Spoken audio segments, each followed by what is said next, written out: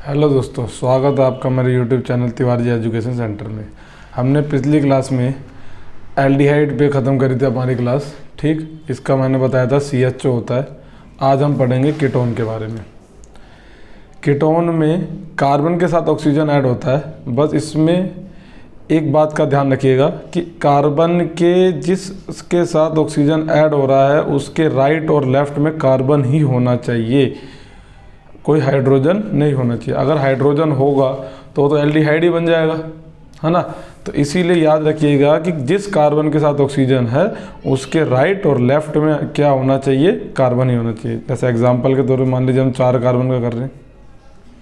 अब इसमें हम कहीं पर भी ऑक्सीजन नहीं लगा सकते, हमें इन 2 कार्बन में से किसी एक पे ऑक्सीजन लगाना है। एंड पर नहीं लग सकता है। मान लीजिए इधर लगा दिया तो इसके इधर भी कार्बन है और इधर भी कार्बन है।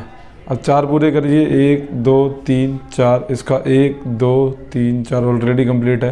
1 2 3 4, 1 2 3 4, हाइड्रोजन लगा लीजिए।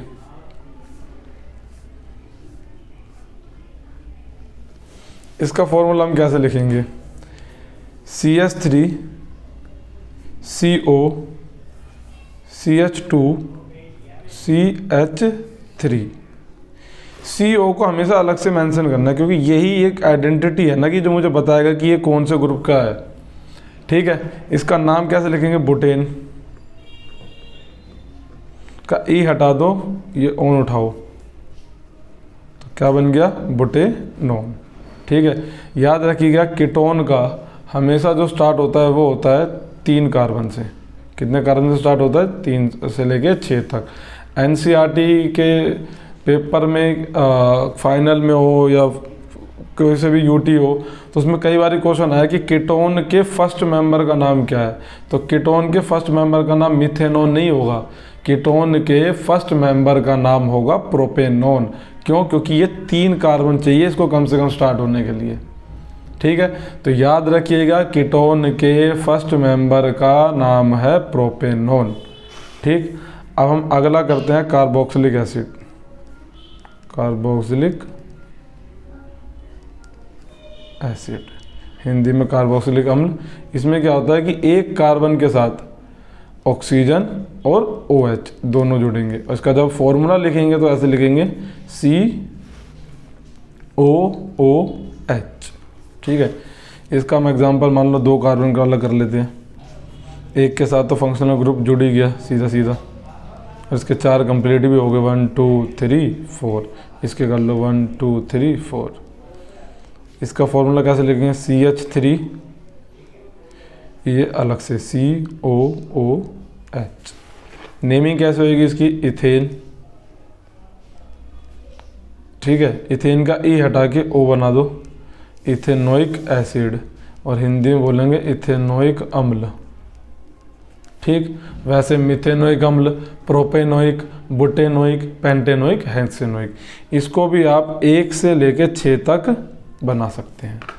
ठीक, यहाँ तक तो अब हमारे सारे हेट्रो एटम और फंक्शनल ग्रुप हो गए ख़त्म। ठीक है, अब हम पढ़ते हैं होमोलोगस सीरीज़ के बारे में। होमोलोगस सीरीज़, हिंदी में बोलते हैं समजातीय श्रेणी।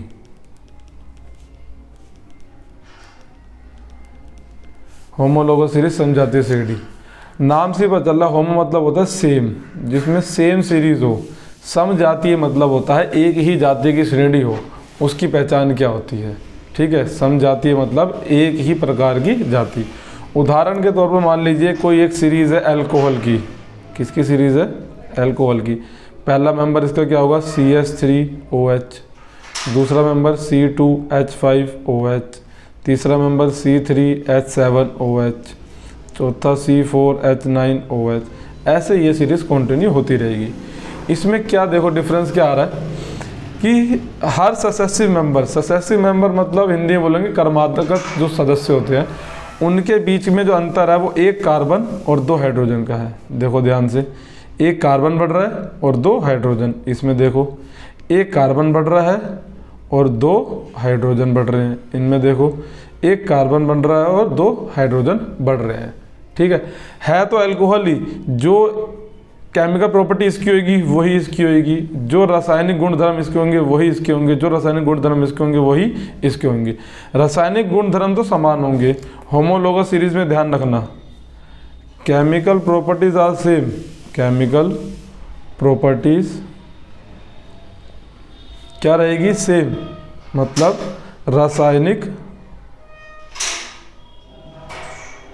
गुणधर्म क्या होंगे, समान होंगे। ठीक है, क्योंकि जो मिथेनॉल काम करेगा वही इथेनॉल करेगा, वही प्रोपेनॉल करेगा, वही बुटेनॉल करेगा। लेकिन इसमें थोड़ा सा चेंज आता है, ज़्यादा नहीं बोलेंगे, थोड़ा सा बोलेंगे फिजिकल प्रॉपर्टीज़ में, मतलब भौतिक गुणधर्म में थोड़ा सा डिफरेंस आता है। डिफरेंस कैसे आ जाएगा, अब CH2 है, CH2 का मतलब हो गया कि एक कार्बन का 12 यूनिट होता है,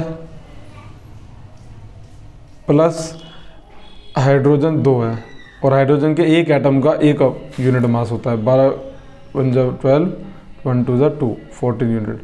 तो जैसे जैसे नीचे बढ़ रहे हैं वैसे वैसे ही मास में 14 यूनिट बढ़ता चला जा रहा है। तो उससे क्या होता है कि थोड़ा सा मेल्टिंग पॉइंट और थोड़ा सा बॉइलिंग पॉइंट में क्या होता है, डिफरेंस आने लग जाता है। ठीक है,